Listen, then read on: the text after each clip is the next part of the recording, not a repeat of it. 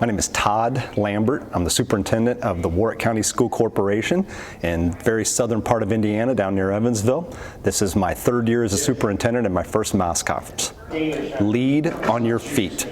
You don't know what's going on in your system as a superintendent comprehensively until you're out there. So whether your district's 2,000 kids or 30,000 kids, you have to get in the classrooms. I know it's cliche to say you need to be visible, but it's more than just being visible so people know who you are. As you go out, you venture into classrooms, you talk to teachers, you get a much broader sense about what the learning priorities are, what the priorities of the system are. I would tell new superintendents as fast as possible, get out there, start establishing a routine that you're going to be in the buildings, not because you're checking up on people, but because you simply want to do everything you can to squeeze the last drop of excellence out of the system. And I don't believe you can do that if you're sitting in your office all the time.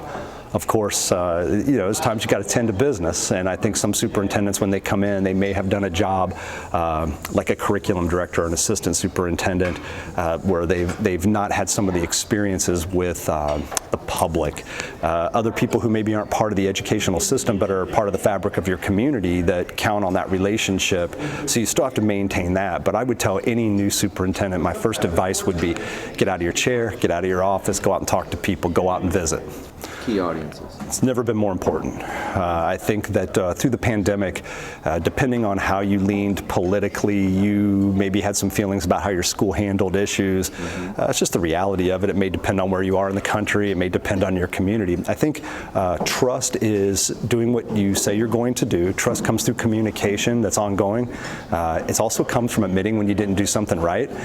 You're going to make mistakes as a superintendent, and I've found, and I know I make my share, I've found that when you explain them, say you'll do better next time and then do better next time, you build trust that way as opposed to not acknowledging it or not doing it the right way. We had a communication glitch recently on notifying parents about a safety issue, and while everything turned out okay, we had to come back and explain to our parents, this is really what happened. This is how it played out, and even went back and tested the system again, and that even built more. So I think a part of it is just owning what you have, being transparent about that.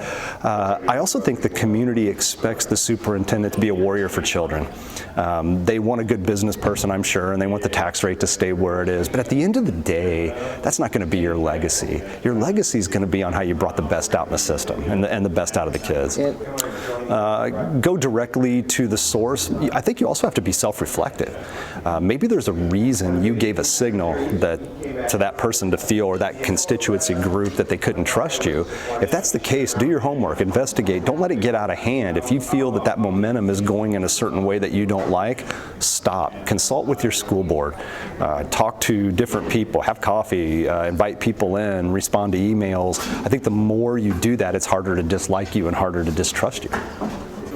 Yeah, it's been a blend. It's my first one, but I was familiar with my team in Indiana. I just came back from Colorado a couple of years ago, and it's been great to rejuvenate relationships. But I would say it's been twofold. One of them has been the discussions at the table, because we share that common experience of our state. So a lot of the things we've talked about here, we see them through the context or the lens of what happens in Indiana.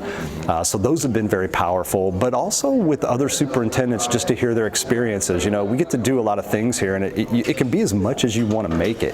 If you want to sit at your table and only talk to the people from your state, then you'll do that. But if you want to go out, see people, strike up conversations, both with the tremendous presenters we have or others, you can do it.